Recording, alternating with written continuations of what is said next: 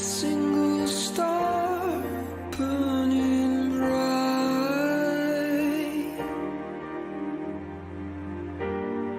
to escape, but one returns.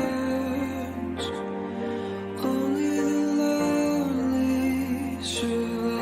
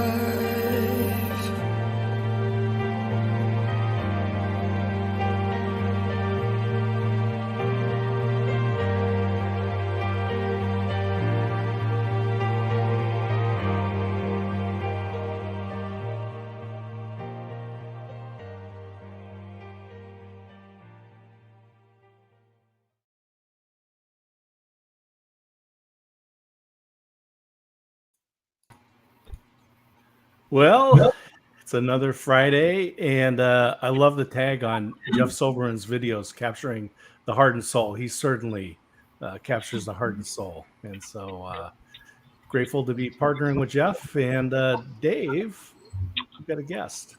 We have a guest that, as I was watching the video, I was like, Renee, I'm not even sure you've ever seen that video before. I haven't. It was very impressive. This is Renee Del Rio, our clinical director at Friends of the Family, and I mentioned her existence on previous broadcasts, but we're excited to have her join us today. Thanks for having me. Yes. So I was just thinking it would be fun to share with the world and whoever happens to be tuning in, right? Just how you ended up at Friends of the Family, and just tell us a little bit about your journey and how you ended up here. Yeah, so I probably need to give a shout out to Scott Miller, my pastor, for connecting us.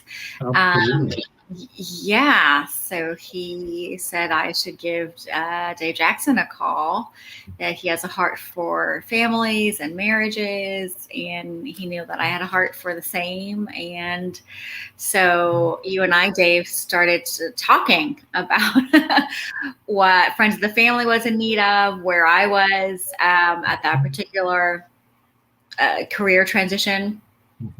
And over a series of months, and one thing led to another, and I was really excited when you offered me a chance to join your team. Yeah, and you have roots in California, and that's where you got some of your training, is that right? Yep. Born and raised in the Bay Area, so I went through college and grad school there, and before moving back east for many years, and then coming out west. This time I decided to come a state north of California. So, Yeah.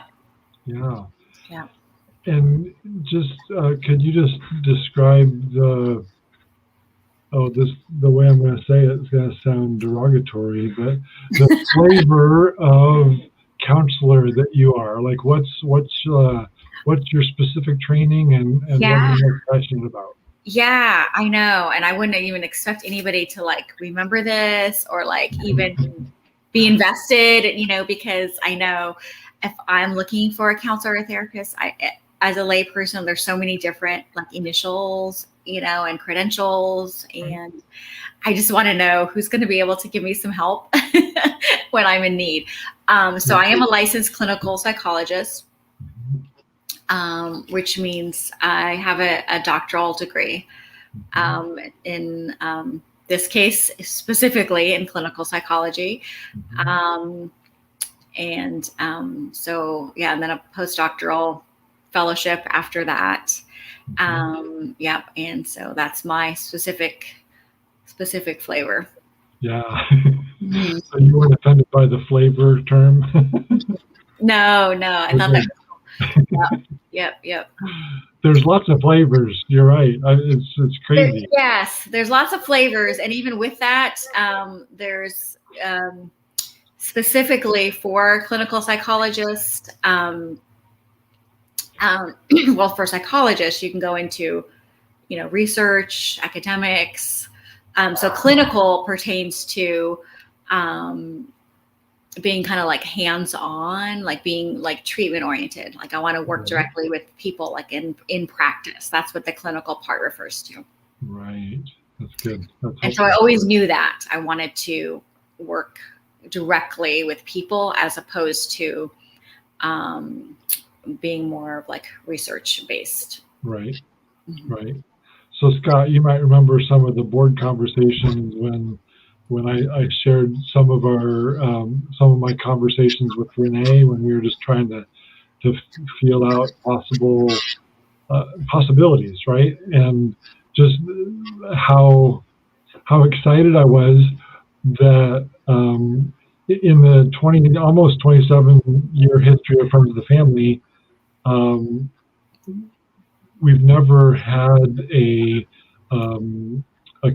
clinical psychologist, somebody with that level of training on the team. And so it's just been really exciting to have Renee, and her role is to oversee the counseling arm of the ministry. She, and Renee, you can tell some more about this, but you have a private practice on the side, right? So how does that fit with what you do at Friends of the Family? I love that variety. So yeah, in my private practice, I work with couples, and telehealth, or sometimes in my home office. I'm getting ready to see a new couple here shortly, actually. But at Friends of the Family, like it's a different kind of joy right now, because I can just help this new group of counselors like emerge, and they like I get to see them progress in their comfort level and their skills. They're already like are super sharp. I would like hands down refer anybody to them. Like I would be comfortable with like my family members seeing them. I mean that like sincerely. Yeah. And that says a lot, because I don't know about you, Dave, but as somebody in the mental health field, I'm like pretty picky about getting not about asking for help, because that's super important. And I've like seen my share of therapists and counselors when I've needed to. That's just like you go to the, physician and you go to see a counselor, so that's just kind of part of maintaining your overall health. Right. But you want to make sure that somebody is well trained and somebody is going to be compassionate and somebody you can have a good rapport with. And so with the graduate students that I am having the pleasure to supervise now, they're really sharp and they ask great questions. And if there's anything they don't know, they are researching it. They are finding the answer or the a way to hone in their skill set even further, to be able to help. I mean, I've seen them work with clients from at least the range, literally from like 12 to 95. I mean, huge like range, and be able to like develop rapport and, therapeutic interventions and compassion, and just, um, to be able to help, people from a wide variety of life circumstances that come to them for help. So that's pretty cool. That is. I'd like to ask a question too, because just as a guy, I won't go to the doctor unless there's probably a piece of me missing, right? And so, and so physically, it's a little bit maybe easier, right, to kind of choose when to go, but it's not so easy. First of all, it's not easy to say I want to go to see somebody. I'm asking for help. That's a hard thing. But the other is just, what would be some of the signs? What are some things that says, hey, Scott, why don't you reach out and contact Dr. Renee? Mm-hmm. Yeah. So that's a great question, Scott. So sometimes the signs are subtle, like a change in sleep patterns. That's not just transitory, like everybody might have trouble sleeping from time to time, but I'd say maybe 2 weeks or longer. Change in, appetite, change in feelings of like a motivation or listlessness, worrying excessively, perpetual problems in your relationships that you're not able to manage, an increase in arguing with your spouse or partner that you're not able to manage.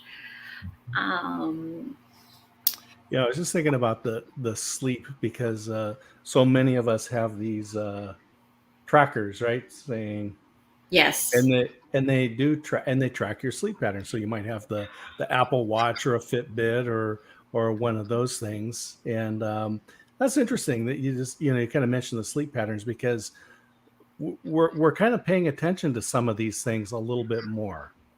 Yeah. I think, in some ways it's easier for us to pay attention to those types of indicators a little bit more. It's not necessarily easier for us to admit when we need help, though. But, if you're trying to make some changes on your own, but you're just not being successful, that could be an indicator. Hey, I need some help. I need some professional help, because whatever I'm trying isn't working, or my relationships are struggling. It's interesting too. I love that you talk about the professional help, because there's some things I can do. I can change the faucet in our kitchen, but I can't put in a new kitchen, or I can't rebuild the whole. I mean, there's some limitations, and so maybe that's part of it too. Is just to kind of understand what are our limitations, and when do we need to call in the professional? Yeah. And for some people, it's other people telling them that or pointing that out. You don't seem like yourself. Or it's a spouse saying, hey, will you come with me? I think we need help. I don't feel connected to you anymore. Will you come with me to counseling? Yeah. And one of the neat things, actually, that is in the original vision of Friends of the Family is that we offer professional counseling, but we also offer relationship education things, workshops, retreats that is a different level of need meeting, right? maybe you just need a little encouragement in your marriage, or you just need to brush up on some skills, or to hear some other couples say, yeah, we struggle with that too, and we've tried this, and it's really helped us, and maybe that's all you need to get going on the path that you want to be on. But other times, a lot more specific, focused, personalized intervention from a trained professional can be helpful. Yes, absolutely. And it's a healthy thing to say, when you need help. I'm struggling on my own, and I need a little boost up. Yeah. And if I think about that, and if a family member were to say, "Would you go to counseling with me?" to really take that as love, a sign of love, not an attack, not something saying I'm smaller or limited or weak or in some way, but just to say, "Wow, I'm really loved," and to be able to accept it in that light. Absolutely. Yeah, that's really good. That's really good. How we choose to interpret somebody encouraging us can make a huge difference, for sure. Yeah.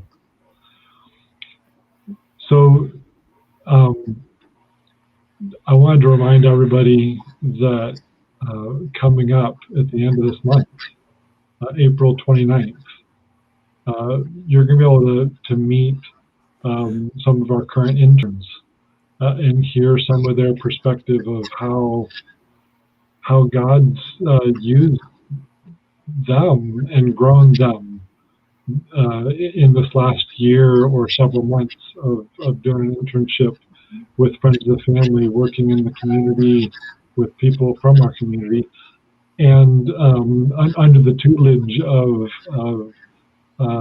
Dr. Del Rio. And so we're super excited about this fundraiser. You're going to be able to hear some stories, and you're going to have opportunities to engage with us in this ministry in different ways. And that's coming up on April 29th, because it seemed like when we were talking about this, it was so far away, and that there was all this time, and there was all these things that we're going to do, and now it's just really in just a matter of days, a couple of weeks, Right. and so I just want to take a moment and let people know that to put this on their calendar, 7:00 on the 29th, but really to invite your friends. And there's a link scrolling across the bottom, friendsofthefamily.online.church. And this particular video is streaming there right now.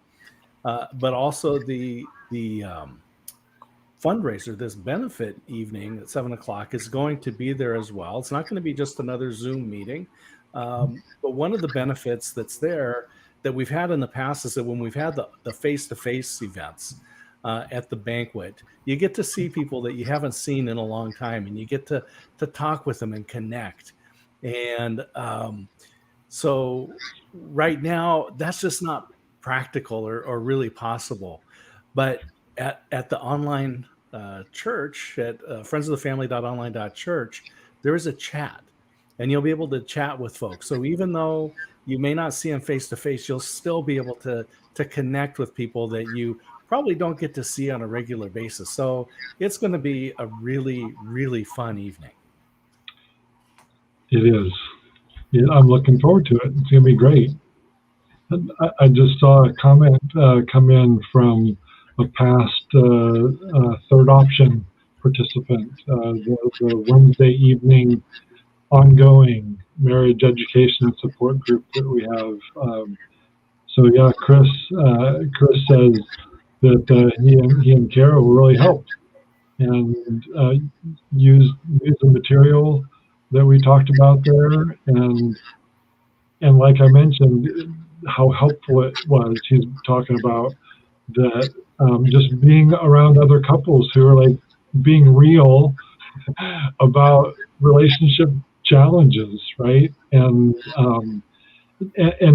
what's really cool about this environment is it's this safe, fun, encouraging kind of environment to gather together with other couples and keep investing in your marriage. So yeah, thank you for that comment, Chris. Really appreciate that. Yeah, absolutely. Good Well, stuff. we're kind of running our time. I know we as Dr. Del Real says, I know you've got some work coming up here, helping some folks out. So thank you for being a part of the ministry, for your heart, for the way God has blessed so many people through you. And now we've got these interns. There's so much happening. Just thank you for taking the time. And My pleasure. Yeah, it's been a great experience for me. So I'm equally blessed to be a part of Friends of the Family. So hopefully we'll be able to help a lot more people as time goes on. Yes, absolutely. So any last thing you want to add in here so that everyone knows? I would add that we are getting some equally well-trained additional interns starting in May. So we have some more openings. So for individuals and couples and family, it's just a really great resource. Mm-hmm. Fabulous. Yep. Fabulous. Yeah. All right. Thank you. All right. Yeah. Well, I'm gonna let you out, and then Dave. We always let Dave get the last word because he is the executive director. So yeah. Thank you for being on. We'll set you aside for just a moment.